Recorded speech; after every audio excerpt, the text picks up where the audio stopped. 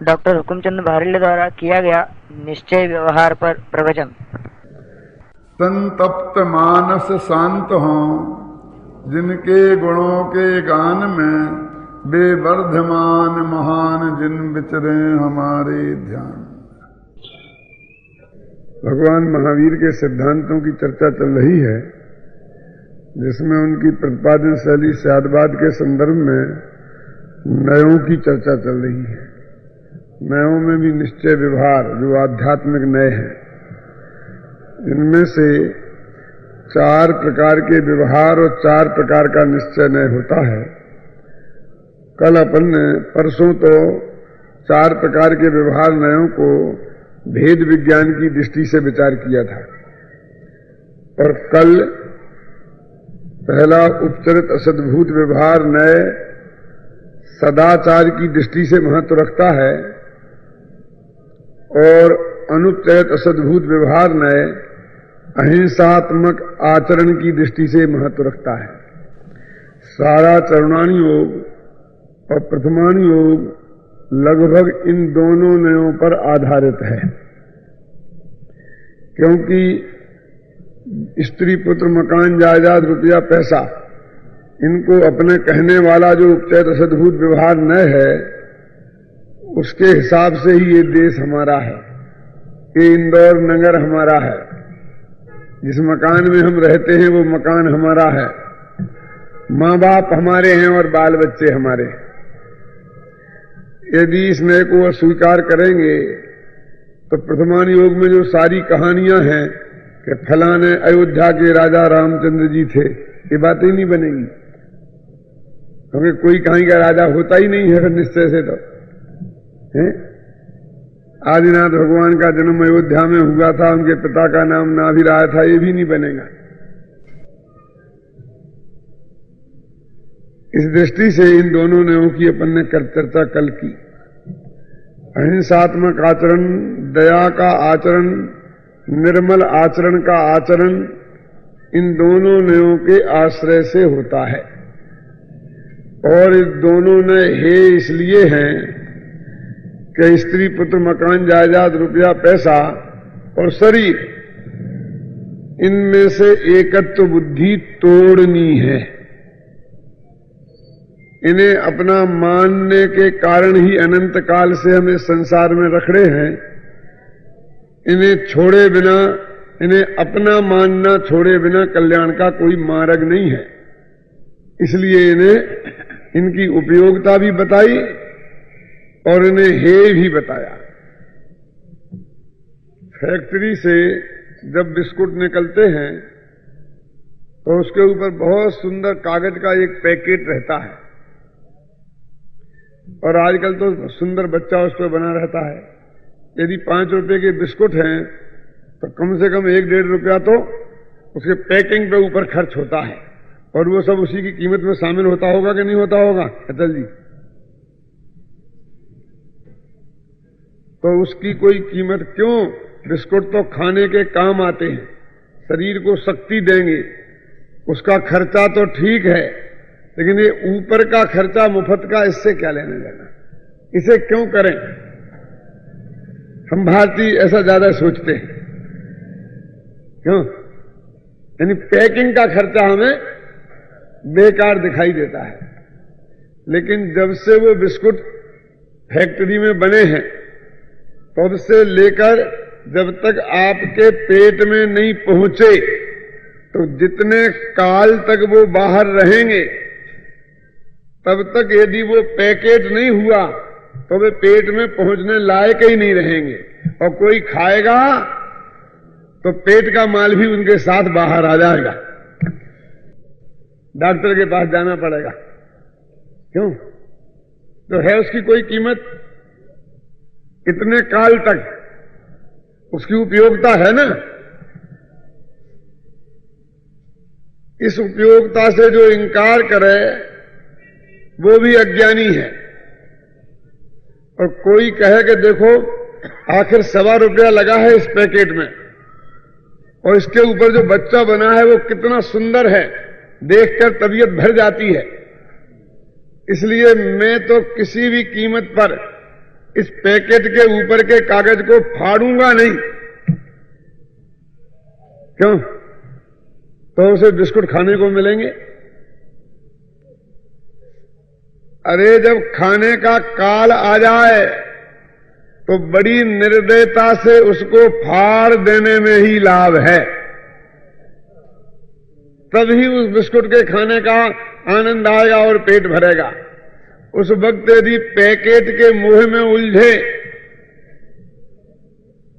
तो जिसके लिए बिस्कुट बनाए थे और जिसके लिए पैकेट बनाया था वो सारा उद्देश्य समाप्त हो जाएगा। तो समय पर पैकेट बंद करना ये भी उतना ही जरूरत है और आवश्यक समय तक उसे रखना ये भी जरूरत है और समय पर फाड़ देना भी उतना ही जरूरी है। और फिर फाड़ कर पैकेट का क्या करना भाई साहब? कि कूड़ेदान में फेंक देना और फिर अनंत काल तक विकल्प भी नहीं करना कि उसका क्या हुआ। क्यों ऐसा करते हैं हम कि नहीं करते हैं? बोलो। कह के नहीं साहब हम तो नहीं करेंगे, हमारे बस की तो ये बात नहीं है।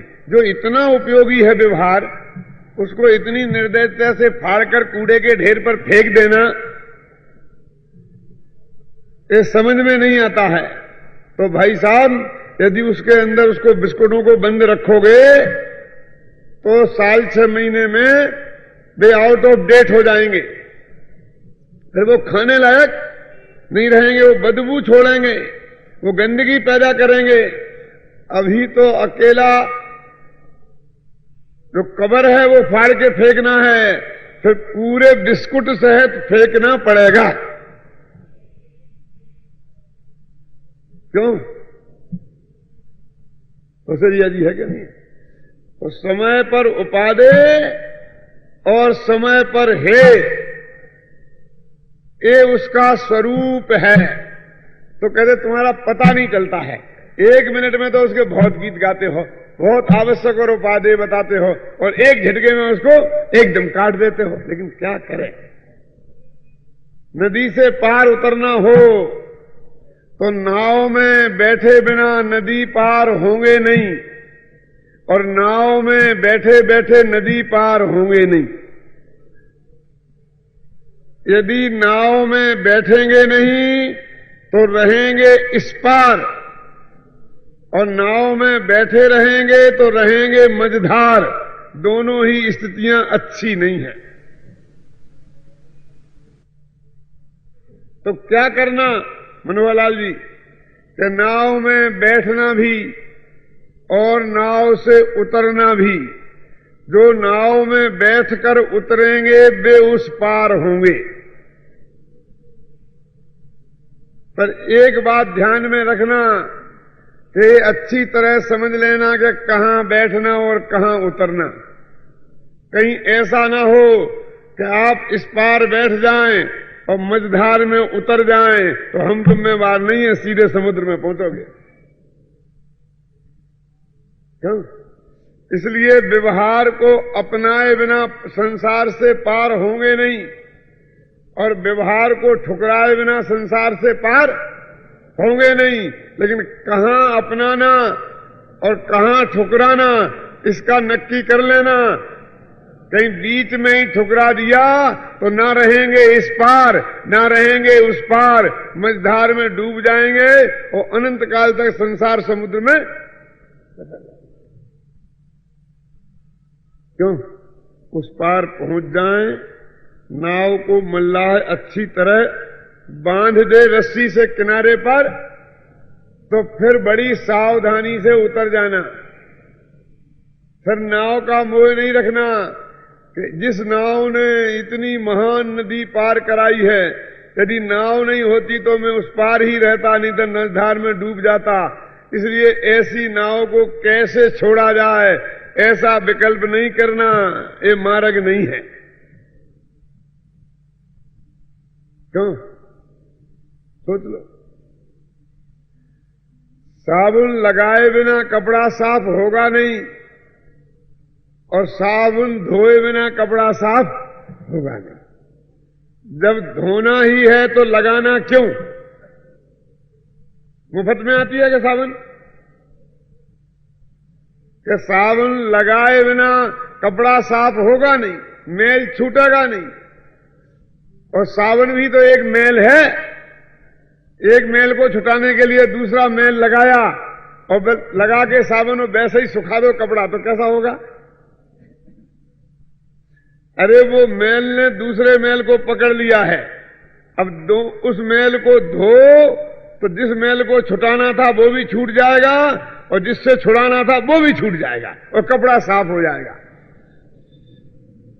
तो व्यवहार में साबुन के स्थान पर है कि उसे अपनाए बिना मैल छूटेगा नहीं आत्मा का, और उससे धोए बिना मैल छूटेगा नहीं। बहुत उदाहरण है कि ग्रहण भी करना और छोड़ना भी। बस विवेक की जरूरत है कि कब ग्रहण करना, कहां ग्रहण करना, कैसे ग्रहण करना, और कब छोड़ना, कैसे छोड़ना, कहां छोड़ना। इस विवेक को नहीं समझेंगे तो बिना विवेक वाले तो कदम कदम पर ठगाए जाते हैं। निश्चय व्यवहार में भी ठगाए जाएंगे। सावधानी की आवश्यकता तो बहुत है। जब मैं एक बात कहता हूं तो एक भाई बोले कि पंडित जी, जब तक हम नाव में नहीं बैठे हैं तब तक तुम नदी पार होने का उपाय नाव में बैठना ही बताओ, उतरना मत बताओ। डॉक्टर साहब, क्यों? क्योंकि उतरने की बात कहने में एक खतरा है कि आपने कहा बैठना उतरना बैठना उतरना, और हमने जरा ढंग से नहीं समझ पाया और कहीं मझधार में उतर गए तो मुश्किल हो जाएगी। इसलिए अभी उतरने की बात करो ही मत, बस बैठने की बात करो। उतरने की कब कहना? कि जब उस पार पहुंच जाएं और नाव बंध जाए तब कहने के भाई साहब उतरो, तो फिर कोई खतरा नहीं रहेगा। लाल जी, बात तो सही है, दृष्टि है। जो हम तुम्हें बता रहे हैं नदी पार होने का उपाय, तो यहां तो बताएं कि तुम बैठो, और नदी के उस पार बताएं कि अब उतर जाओ, तो हम तुम्हारे साथ जाएंगे। तुम्हारे बाप के नौकर हैं क्या? मतलब तुम्हें रास्ता समझना हो तो यहां समझ लो पूरा, उस पार जाने तक का, कि हम तुम्हारे साथ साथ चलेंगे तो गुरुजी तुम्हारे मोक्ष तक साथ साथ जाएंगे। वे तो तुम्हें पूरा मोक्ष का मार्ग यही समझा देंगे देशनालब्धि में, मिथ्यात्व की भूमिका में पंडित जी, और बाकी का पूरा मार्ग तुम्हें खुद चलना पड़ेगा। अच्छी तरह समझ लो ना कि कहां बैठना और कहां उतरना। हम भूल गए तो भूलने वालों को तो नदी में डूब नहीं के मरना है तो मरना है, हम क्या करें उनके लिए। दुनियादारी में कोई नहीं कहता डबल जी कि अभी तुम्हें इतनी बताओ, हमें चक्रव्यूह को भेदना बताओ, घुसना बताओ, निकलना मत बताओ। जब हम घुस जाएं तब तुम हमें निकलना बताना। ऐसी गलती अभिमन्यु ने की थी कि अकेला भेदना जानता था और निकलना नहीं जानता था। और तुम वही बात हमसे कहते हो कि अकेला नाव में बैठना बताओ, उतरना मत बताओ। अकेले व्यवहार को उपादेय कहो, और जब वो छोड़ने का नंबर आएगा तब तुम हे कहना। क्यों? तो हम तुम्हारे साथ बैठे रहेंगे, और जब कब नक्की आएगा वो तुम्हारा दिन कि जब तुम्हारे व्यवहार छोड़ने लायक होगा, तब हम तुम्हें समझाएंगे कि आप व्यवहार छोड़ दो। हम तो चले जाएंगे 11 तारीख के शाम को। क्यों? समझ गए ना? मेरे कहने का अर्थ है कि यहां से मोक्ष तक का संपूर्ण मार्ग तुम्हें अभी और यही समझना होगा। देशनालब्धि में अब सारा मोक्ष मार्ग आता है कि नहीं, और वो कर्णलब्धि के पहले होती है। अभी तो हम मिथ्या दृष्टि हैं और अभी हमें तुम पूरा बता देते हो। अभी तो चौथा गुणस्थान कैसे होता है वो बताओ, और 5वां कैसे फिर चौथे में बताना, फिर 6वां कैसे फिर 5वें में बताना, फिर 7वां कैसे 6वें में बताना, फिर 8वां कैसे 7वें में बताना। क्यों? और 12वां कैसे फिर 10वें में बताएंगे तुम्हें। तुम 10वें गुणस्थान में पहुंच जाना और हम तुम्हें बताते रहेंगे। क्या बात है? बता। मेरी बात के पीछे आगम है कि नहीं? युक्ति है कि नहीं, आप विचार करना। जैसे तो मानना, नहीं जैसे तो नहीं मानना। आपने स्वाध्याय किया है, देशना लब्धि तो सम्यक दर्शन के पहले होती है और उसमें पूरा मोक्ष मार्ग बताया जाता है और पूरा मोक्ष मार्ग समझा जाता है। क्यों डॉक्टर साहब, आपके यहां ऐसा होता है कि हमें पहले पेट चीरना सिखा दो और जब हम चीर दें किसी का पेट तो बाद में तुम हमें बंद करना सिखाना। क्यों ऐसा होता है कि ऑपरेशन करने के पहले पूरा सिखाया जाता है, पहले थ्योरिकल फिर प्रैक्टिकल, तब किसी के पेट पे चाकू चलाने का तुम्हें अधिकार मिलेगा। क्यों? पूरी विधि, दुनिया में तो पूरी विधि सीखना है, तब हम अपना काम स्टार्ट करेंगे। और मोक्ष के मार्ग में कहते हो थोड़ा थोड़ा कहो, बस अकेला अकेला में। अभी तो लोगों का व्यवहार ही ठीक नहीं है, तो एक दफे तो आप व्यवहार ठीक करने का शिविर लगाओ, फिर दोबारा 10 साल बाद आओगे, 10 साल हो गए पिछले में। क्यों? तो फिर निश्चय का शिविर लगाएं। क्या पता 10 साल बाद हम रहे कि नहीं रहे, और हम भी रहे तो यहां लौट के आए तो आप में से कितने मिले और कितने नहीं मिले। क्या भरोसा, एक समय का भरोसा है। इसलिए भाई साहब, वायदे में फायदा नहीं है, बिल्कुल नगद और हाल काम करो, पूरा समझ लो। मौका मिल गया तो न समझाने में कंजूसी और न समझने में कंजूसी, पूरी बात। व्यवहार नय की उपादेयता भी समझ लो और हेयपना भी समझ लो, और कहां और कैसे अपनाना ये भी समझ लो, और कहां और कैसे छोड़ना ये भी अभी समझ लो। समझ गए ना? और बहुत सावधानी से नाव में बैठकर जब तक वहां तक नहीं पहुंच जाए तब तक उतरना नहीं। जब तक व्यवहारातीत होने की अवस्था नहीं आए तब तक व्यवहार को छोड़ना नहीं। अब आपने ठीक बात कही ना कि व्यवहार को छोड़ना नहीं, अभी छोड़ना छोड़ना छोड़ना आपने कहा ना, छोड़ना नहीं। लेकिन क्या कहा? कब तक? कि जब तक इसको भूले नहीं जाता है। मैंने कहा नमाज नहीं पढ़ना चाहिए यदि नापाक हो तो, यदि नापाक हो तो सुनता ही नहीं है, और नमाज नहीं पढ़ना चाहिए। मौलवी साहब ने कहा था नमाज नहीं पढ़ना चाहिए, नमाज नहीं पढ़ना चाहिए। क्यों? इसलिए व्यवहार की अपनी उपयोगिता भी है, उसका पूरा उपयोग लेना, और जब उसकी उपयोगिता समाप्त हो जाए तो 1 सेकंड भी उसको रखना नहीं। हमें अपने ऊपर की मंजिल पे जाना है तो हर सीढ़ी हमारे लिए उपयोगी है कि नहीं, उस पर पैर रखना, मजबूती से रखना, और अगले पिछले पैर को हटाकर अगली सीढ़ी पर रखना, और जब तक अच्छी तरह नहीं जमा ले तब तक पिछले पैर को हटाना नहीं। हम जिम्मेवार नहीं है, दांत टूट जाए तो। पहला जमाया नहीं और पीछे हटा लो तो क्या होगा। और अगला पैर अच्छी तरह जम जाए तो फिर 1 सेकंड भी पिछली सीढ़ी पर पैर को रखना नहीं। सीढ़ी मत तोड़ देना भाड़िया जी, अपने पैर को हटाने की बात कह रहा हूं मैं, जीना तोड़ने की बात नहीं है। कि तुम व्यवहार का निषेध करते हो। व्यवहार का कौन निषेध करता है? तुम व्यवहार से अतीत हो जाओ, ये तुम्हारी बात हो रही है, क्योंकि तुम्हारा व्यवहार की सीढ़ी पार हो गई है। व्यवहार छोड़ने की कह रहे, हम व्यवहार तोड़ने की कहां कह रहे। व्यवहार का सत्यानाश तो जब होगा जब हम उसे तोड़ें। बस सीढ़ी तो अपनी जगह कायम है, क्योंकि दूसरा आदमी आएगा ना तो उसे भी पैर रख करके आगे बढ़ना है। वो सीढ़ी को क्यों तोड़े? तो नहीं तोड़े ना, ये बात हमारी समझ में आई, ये आपने ठीक बात कही।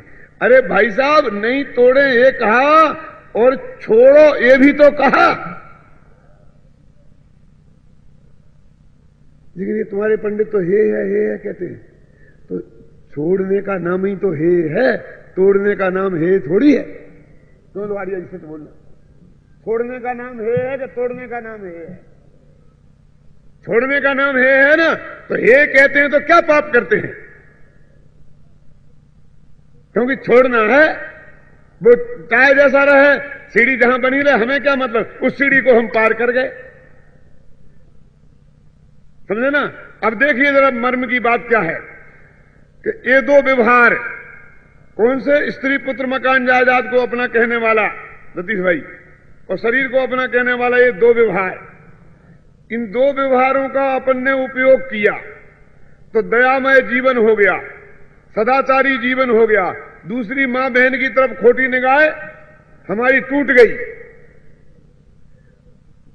अब इस व्यवहार को तो हमने छोड़ दिया और वो सदाचार कायम है, नहीं है? समझने का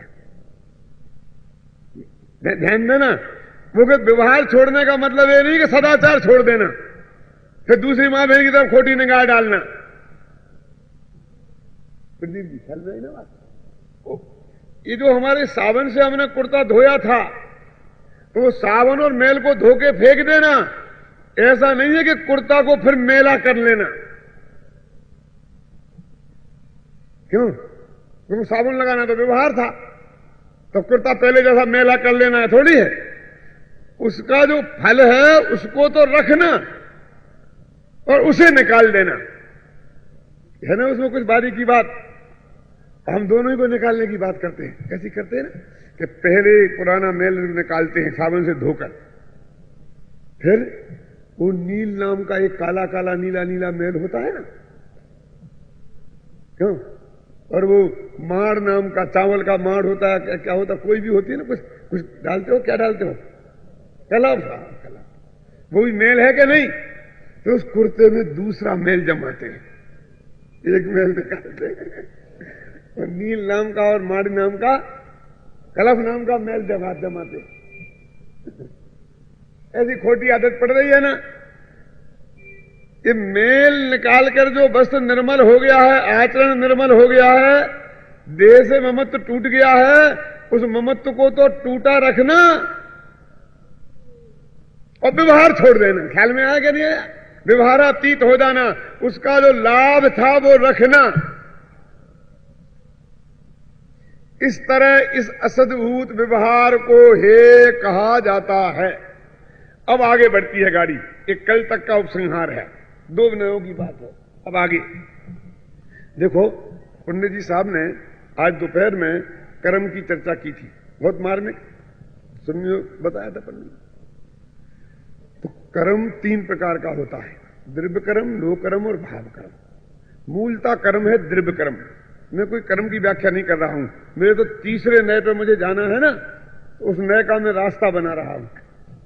तो जो द्रव्य कर्म है, उस कर्म का उदय हो तो उसके फल में दो चीजें पैदा होती हैं, एक संयोग और दूसरा संयोगी भाव। तो संयोग बोलते हैं कौन सा? संयोग को बोलते हैं असद्भूत व्यवहार नय का विषय। क्या संयोग? शास्त्रीय भाषा में कहेंगे एक नो कर्म और दूसरा भाव कर्म। कर्म के उदय में दो तरह की अवस्थाएं होती हैं, एक नो कर्म और दूसरा भाव कर्म। नो कर्म माने क्या? शरीर, स्त्री, पुत्र, मकान, जायदाद, रुपया, पैसा, जो भी पुण्य पाप के उदय से हमें बाह्य संयोग मिलते हैं, उन सबका जैन शासन में एक नो कर्म नाम है। जानते हैं दिल्ली वाले भाई साहब, क्या चतुर्सेन जी, क्या ना चतुर्सेन जी, जो भी हमको ये पुण्य पाप के, अकेले पुण्य की नहीं कह रहा हूं, पाप के संयोग में भी तो बहुत माल मिलता है ना। खोटा बेटा, खोटी पत्नी, खराब नौकरी, खोटा धंधा, ये भी तो हमें मिलते हैं ना संयोग। तो पुण्य पाप के उदय में जो संयोग मिलते हैं, उन सारे संयोगों का नाम है नो कर्म। तो कल आपने ये भी कहा था ना कि उसमें तो देश मेरा भी आता है, तो ये देश भी हमें पुण्य कर्म के उदय से मिला कि नहीं मिला? नहीं तो किसी मिलेच्छ देश में पैदा हो गए होते ना, तो अभी मछलियां खा रहे होते। क्यों? ये भी हमारे पुण्य कर्म के उदय से हमें मिला कि नहीं मिला? इसलिए ये नो कर्म है। इसलिए जो उपचयत असद्भूत व्यवहार नय का विषय बनता है। स्वयं ज्ञानावरणादि 8 कर्म तो अनुपचयत असद्भूत व्यवहार नय के विषय हैं सुशील जी। क्यों? क्योंकि तो कार्यमान शरीर है ना, शरीर को अपन ने अनुपचयत असद्भूत व्यवहार नय में रखा था। अटल जी ख्याल में आ गया। अब अपना दूसरा पक्ष है, कौन सा? कि कुछ कर्म की उदय में संयोग मिलता है और कुछ कर्म के उदय में जीव में मोह राग द्वेष के परिणाम होते हैं। कुछ प्रकृतियां होती हैं जीव विपाकी और कुछ होती हैं पुद्गल विपाकी। तो जो जीव विपाकी प्रकृतियां हैं उनके फल में मोह राग द्वेष के परिणाम होते हैं, जिन्हें शास्त्रीय भाषा में भाव कर्म कहते हैं।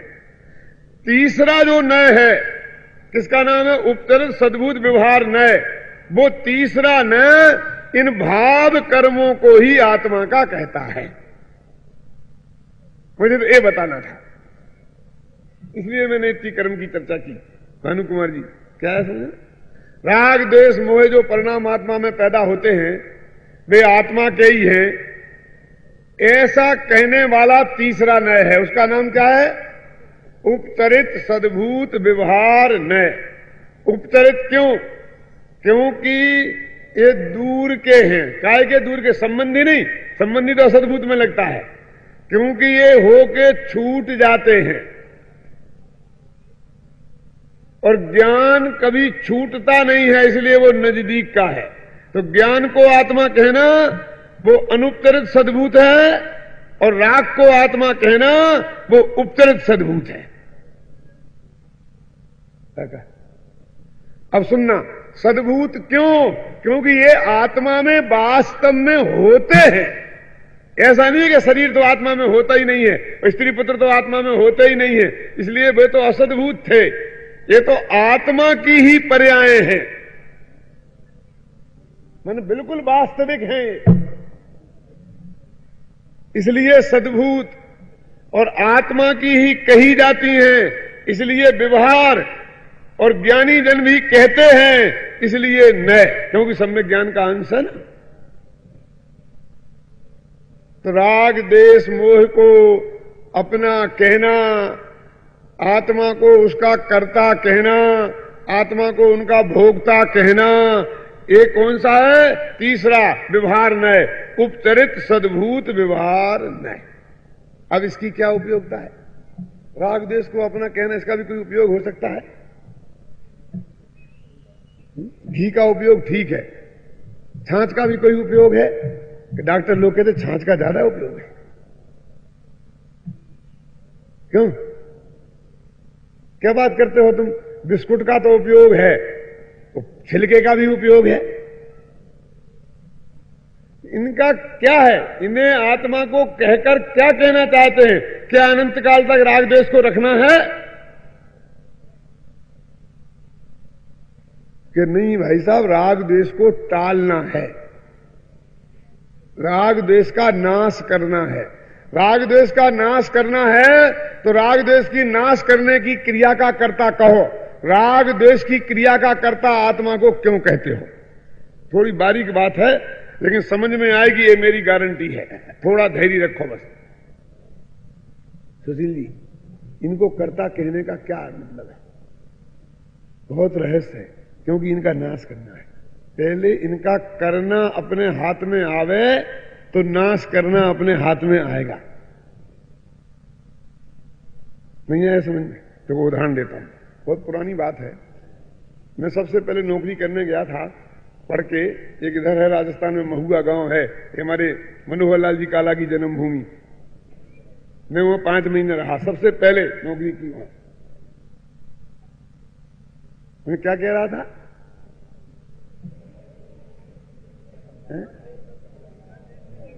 राग देश का कर्ता आत्मा को कहने का क्या प्रयोजन है, ये बताना उद्देश्य है। तो वहां एक वैद्य थे, नंद कुमार, जानते हैं आप? बहुत सेवाभावी आदमी थे, सर्वोदय वाले थे।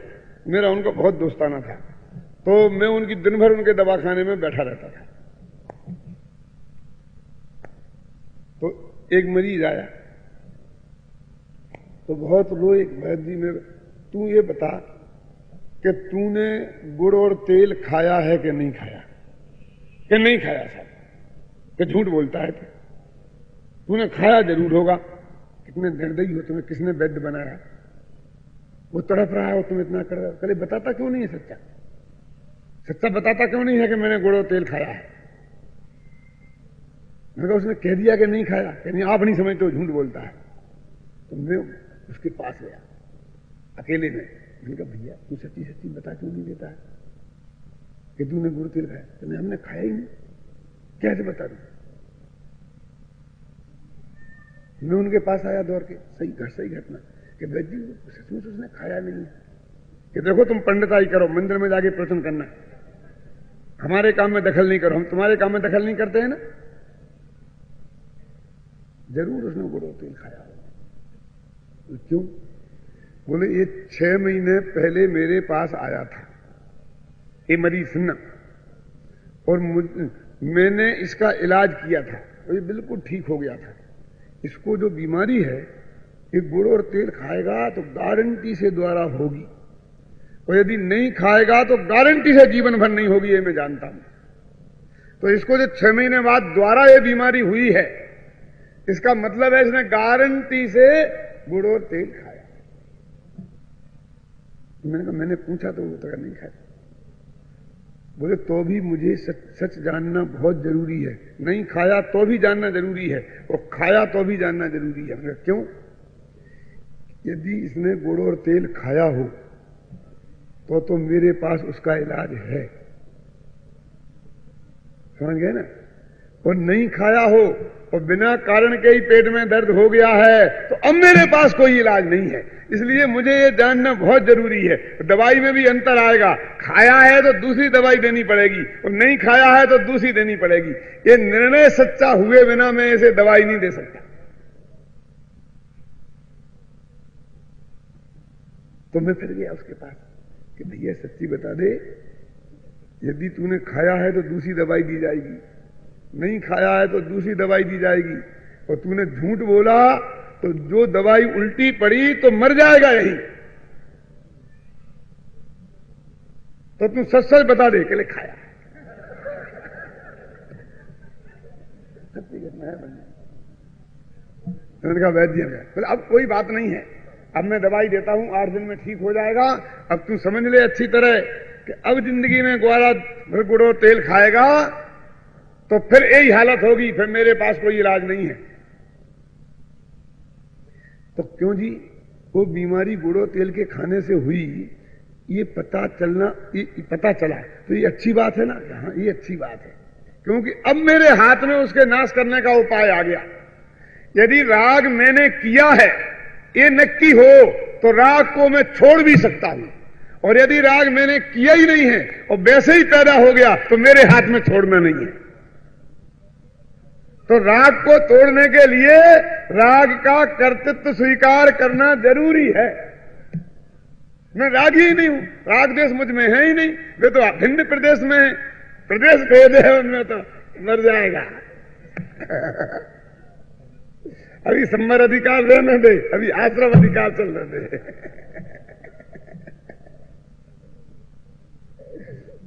वैसे मैं संवर अधिकार तो सुना चुका हूं ना आपको, आश्रम में सुनाया था ना संवर अधिकार। अभी राग देश तेरी पर्याय में है और तेरी ही गलती है। कर्म विचारे कौन, भूल तेरी अधिकाई, और अग्नि सहे घन घात लोहे की संगति पाई। मेरी गलती से मेरे में राग देश पैदा हुए हैं, ये स्वीकार होते ही गलती मिटेगी और राग देश टूट जाएंगे। लेकिन बिना गलती के ही राग देश हो गए तो उस मर्ज का कोई इलाज नहीं है। क्यों? जब भी मुझे कोई तकलीफ होती है और डॉक्टर से इलाज पूछता हूं तो मैं एक बात जरूर पूछता हूं हर डॉक्टर से कि साहब ये बीमारी मुझे हुई क्यों, मुझे बताओ। कि देखो अब आप ज्यादा माथा खराब नहीं किया करें, हमने दिन गोली खा लो चुपचाप ठीक हो जाएगी। नहीं, आप बताना पड़ेगा कि हुई क्यों। क्यों पूछना चाहते हो? कि मैं उन कारणों को दूर कर दूं और जिससे मुझे दोबारा तकलीफ नहीं हो, मैं इसलिए पूछना चाहता हूं। 75% डॉक्टर तो बताते नहीं है। फिर वो ये कहते हैं कि देखो जिस कारण से हुई है वो कारण से तुम बच ही नहीं सकते हो, तुम्हें बताने से फायदा क्या, इन्फेक्शन हुआ है। अब इन्फेक्शन कैसे, क्या गलती से हुआ है? इनमें कोई गलती नहीं, हवा में है, पानी में है, सब जगह कीटाणु है। अब सांस लेना तो तुम बंद कर नहीं दोगे, हो जाएगा।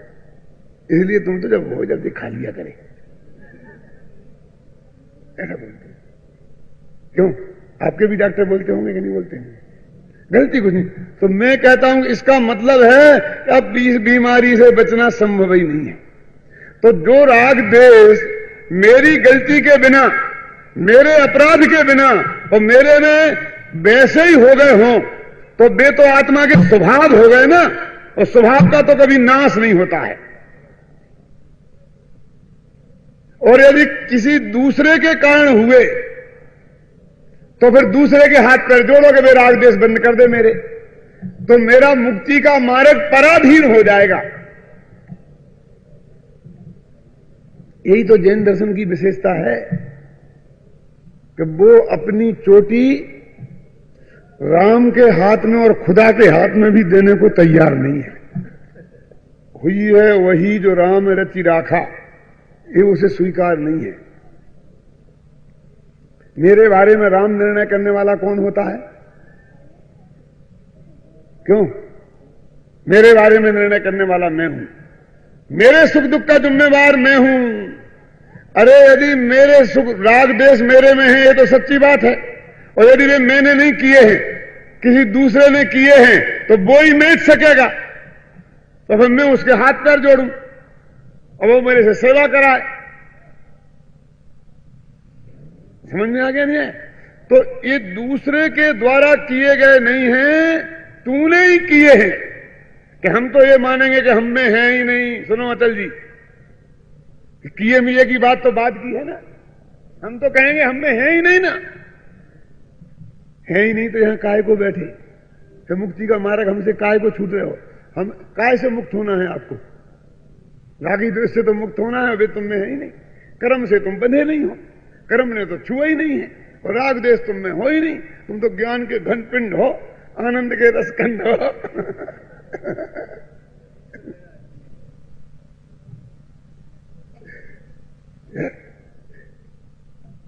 सुबह कुछ और कहते हो, तुम्ही ने सुबह कहा था कि आत्मा को कर्म ने छुआ नहीं है, और फिर सुबह फिर कहोगे। क्या कहे, दोनों स्थितियां हैं। ये भी, यदि राग देश है ही नहीं, यदि दुख है ही नहीं, तो मुक्त कैसे होना है? फिर भगवान की दिव्य ध्वनि का क्या मतलब?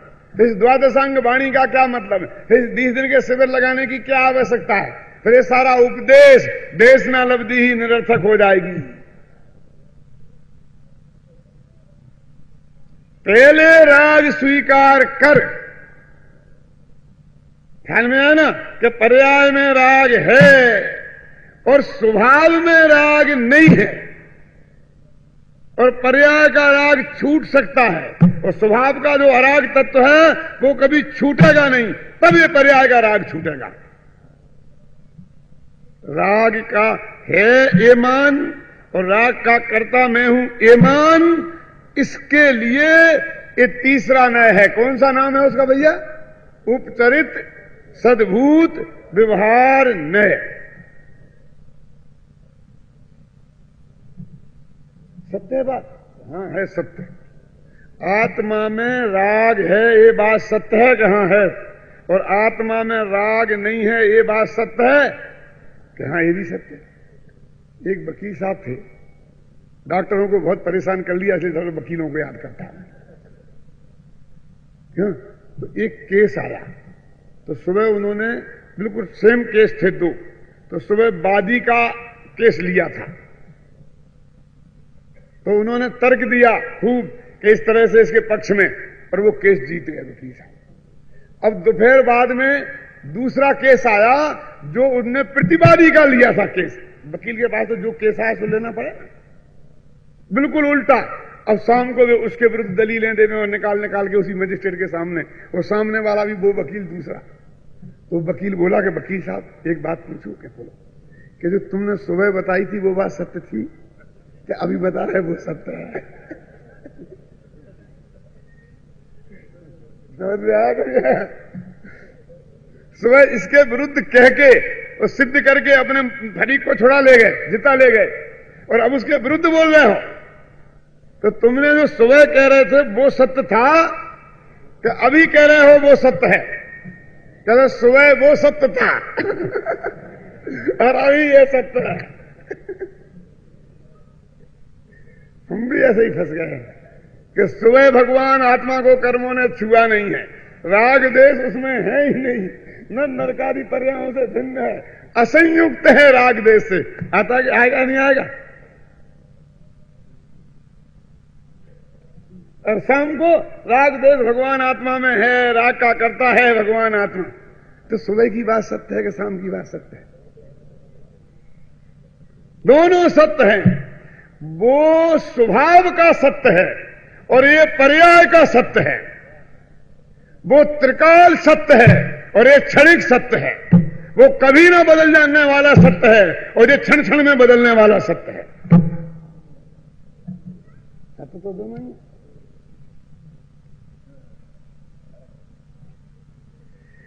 त्रिकाल सत्य को तो त्रिकाल सत्य ही कहा जाता है, और तात्कालिक सत्य तत्काल तो सत्य होता है और काल बीत जाने पर वो असत्य हो जाता है। समझ में आया कि नहीं? वो निरपेक्ष सत्य है और ये सापेक्ष सत्य है। निरपेक्ष सत्य कभी बदलता नहीं है और सापेक्ष सत्य अपेक्षा बदल जाने पर बदल जाता है। समझ में आया कि नहीं? अब दोनों को सत्य कहें तो लोगों को भ्रम खड़ा होता है। इसलिए जब त्रिकाल सत्य को सत्य कहते हैं तब तात्कालिक सत्य को असत्य कहते हैं। इसलिए उसे सत्यार्थ कहते हैं और इसको असत्यार्थ कहते हैं। तो दोनों का भेद बताना है ना, दोनों से भिन्नता बताना है। इसे भी सत्य कहें और उसे भी सत्य कहें तो चक्कर में पड़ जाएंगे कि निकल जाएंगे? तो उससे भिन्न बताने के लिए इसे असत्य कहते हैं। देखो, काल द्रव्य है कि नहीं पंडित जी साहब? और अकाल माने क्या होता है? अकाल माने क्या होता है? अकाल का शब्द का जो अर्थ मैं बता रहा हूं शायद आपने सोचा भी नहीं हो, नए चक्र में तो लिखा है। अकाल माने काल द्रव्य को छोड़कर बाकी के 5 द्रव्य। क्यों सोचा था बड़जात्या जी? अकाल माने काल के पहले, काल के पीछे। तो काल के पहले तो दूसरा काल खड़ा होगा भाई साहब, वो अकाल कहां हुआ? काल के पीछे भी एक काल खड़ा होगा, वो अकाल कहां हुआ? नास्ती होनी चाहिए ना। देखो वो कौन से शास्त्र में लिखा, अभी वही बताता हूं। अजीब, अजीब माने क्या होता है? जीव से भिन्न जो 5 द्रव्य हैं उन्हें आप अजीब कहते हो कि नहीं? आ लगा के 5 द्रव्यों को कहते हो कि नहीं कहते हो? तो काल से भिन्न 5 द्रव्य को अकाल क्यों नहीं कहें? उसी न्याय से, है ना?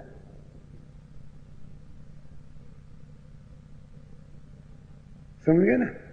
अकाल, तो जब अकाल मौत से हम कहते हैं ना, वो कोई समय के पहले उसका अर्थ है ही नहीं।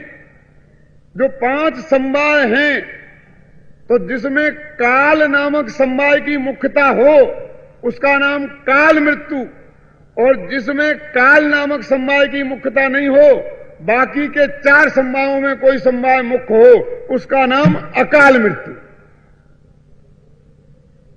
समय के पहले कहां? समय के पहले तो होने का सवाल ही नहीं है। क्रमबद्ध वैराग्य की किताब में भी ये तर्क दिया है, लिखा हुआ है अकाल का अर्थ क्या होता है। समझे ना? तो वो जो त्रिकाल सत्य है उसे हम सत्य कहते हैं, और जो तत्काल का सत्य है उसे हम सत्य नहीं कहते हैं। देखो, झूठा है संसार, आंख खोल के देखो, बोलते हैं संसार झूठा है, झूठा है माने क्या मतलब? माने संसार नहीं है, ये अर्थ हुआ ना। संसार झूठा है का मतलब क्या? असत्य है, असत्य माने कि सत्ता नहीं है, तो संसार नहीं है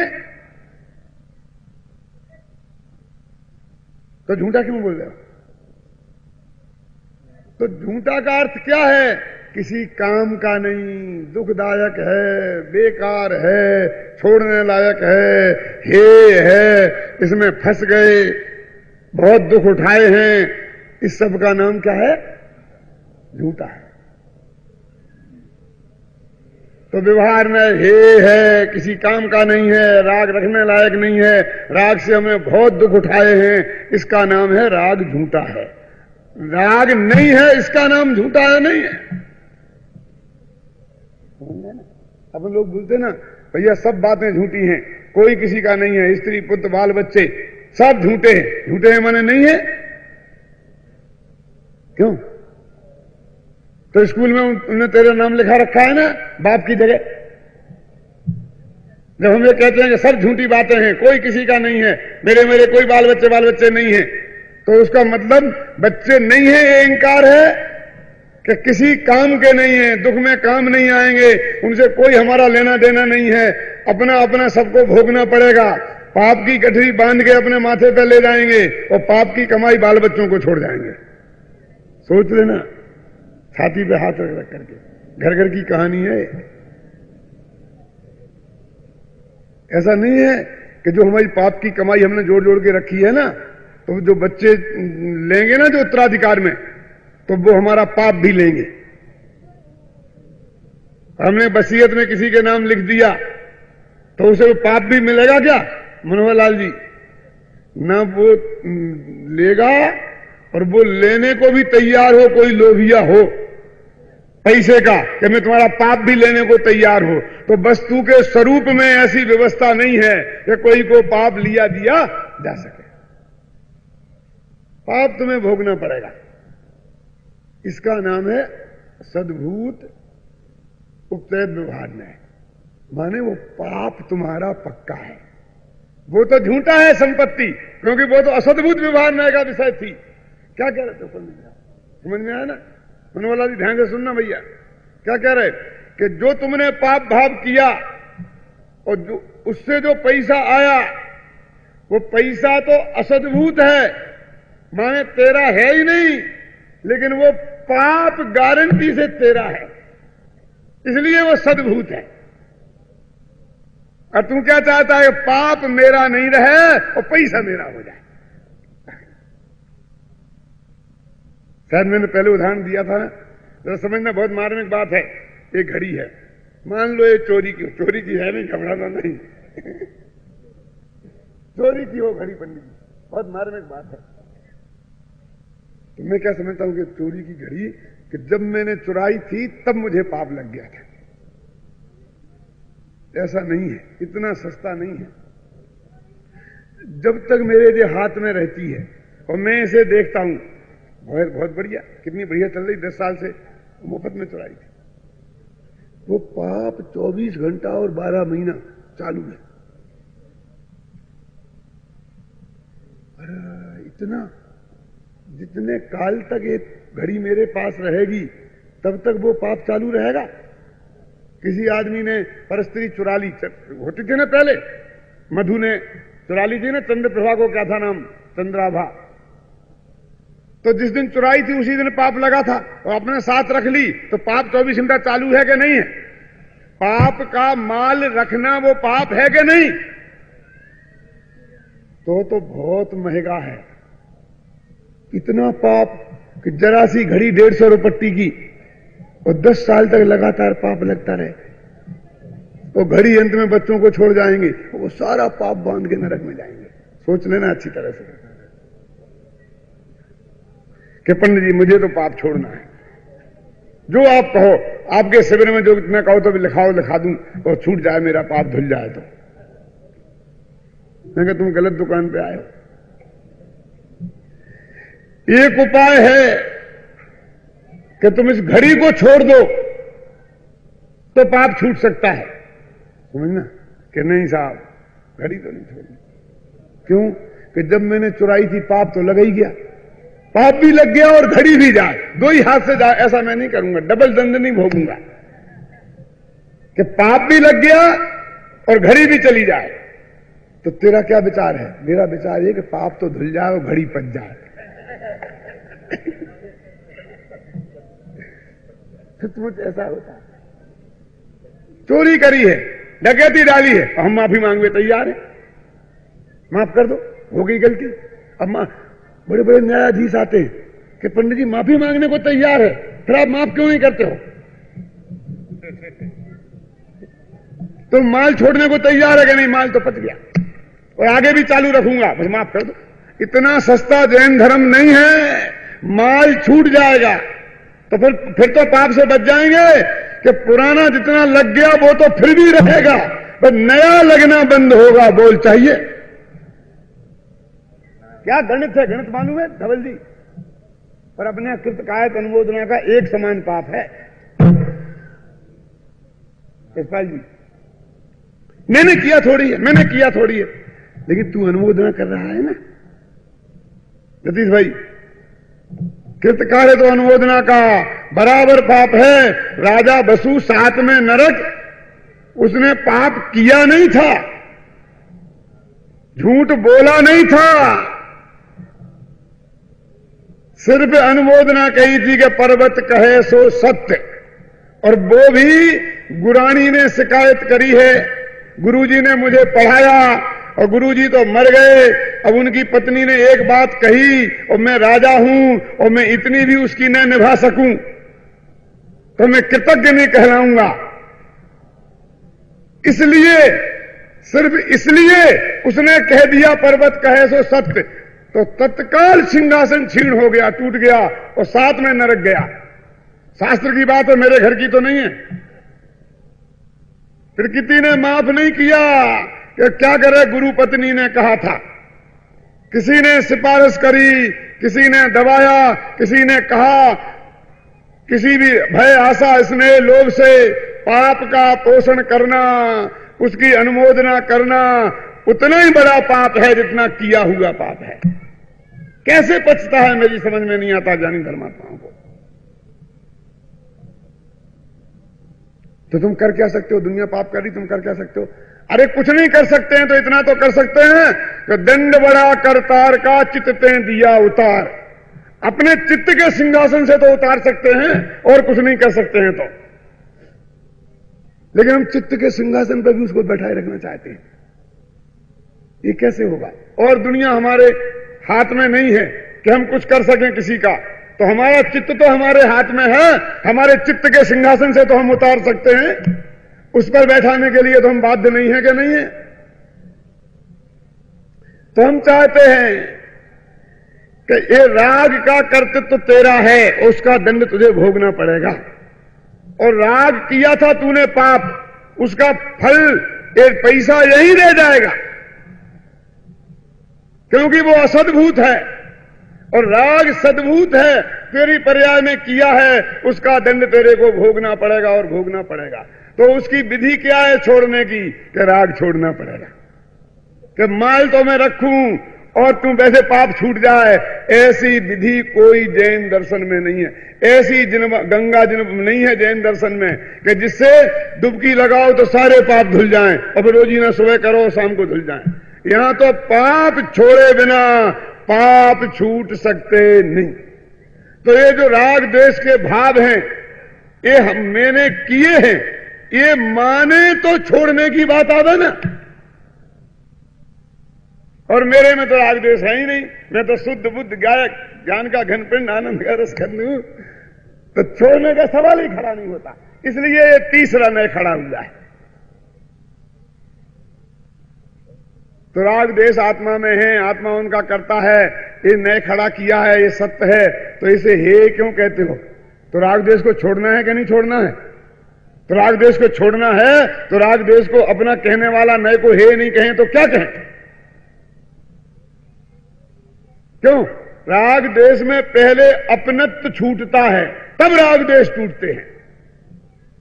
तू अपना तो छोड़ना नहीं चाहे और राग द्वेष टूट जाए ऐसा संभव नहीं है। तो राग द्वेष छोड़ने हैं, तोड़ने हैं, इसलिए इन्हें अपना मानना भी छोड़ना पड़ेगा। जब इन्हें अपना मानना छोड़ना है तो जो न इन्हें अपना कहेगा उसे भी हे मानना पड़ेगा, उसे भी झूठा मानना पड़ेगा। कोई उपाय नहीं माना जैसा है। सोच लो भाई, दृढ़ता से उस न्याय को गुरुदेव बोलते थे कि पहले कुंदकुंदाचार्य देव ने दृढ़ता से न्याय का स्थापना की, व्यवहार न्याय की, और फिर मजबूती से उसका खंडन किया।